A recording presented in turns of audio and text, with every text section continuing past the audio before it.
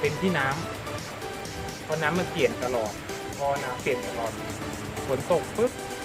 กว่าเหยื่อเราจะคงที่ได้มันใช้เวลานานพอสมควรมันก็เลยเกิดอาการกินช้าลงแต่นี่ก็คงที่แล้วก็ตอนนี้ค่าน้ำก็ยังเปลี่ยนอยู่ก็คือฝนตกตลอดมันโอกาสเหยื่อเราจะเปลี่ยนแปลงไปเรื่อยมันมีให้ตลอดชัวร์ใช่ไหมคะน่าจะใช่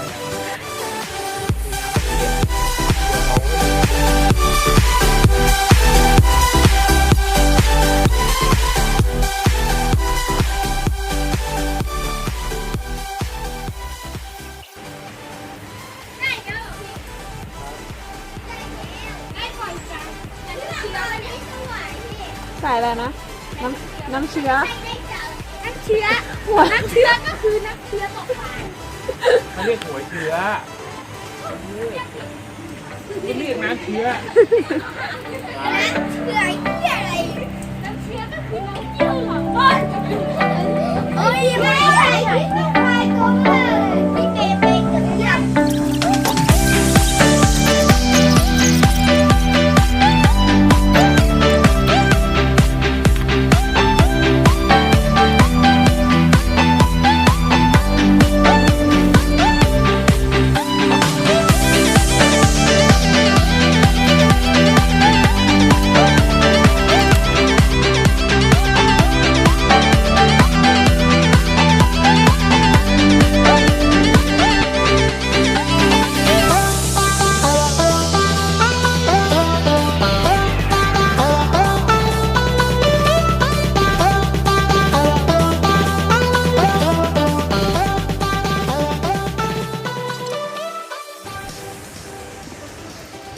คือทุ่นหายไปหมดแล้วทุ่นไฟหายแล้วสายตึงเรียบร้อยรอบกลาง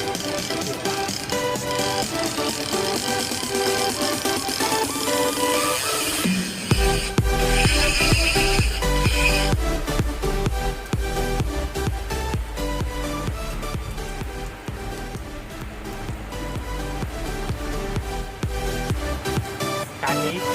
หมายครับถ้าเหยื่อเข้าแล้วก็มันจะพลาดไม้ต่อไม้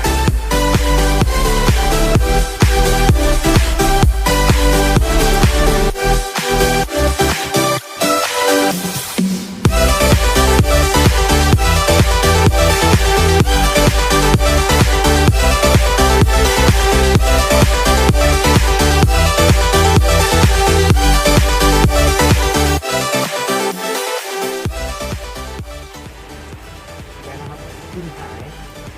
แต่สายยังไม่ตึงครับก็เดี๋ยวรอดูเดี๋ยวรอฟังเสียงครับสายเริ่มตึงครับอันนี้คงไม่ยืนถือคันรอนะครับไม่ไหวครับเปียกฝนนี่ก็เปียกพอเลยนะสายตึงเรียบร้อยครับก็ตอนนี้ก็รอฟังเสียงนะครับเสียงดังมาแล้วนะครับ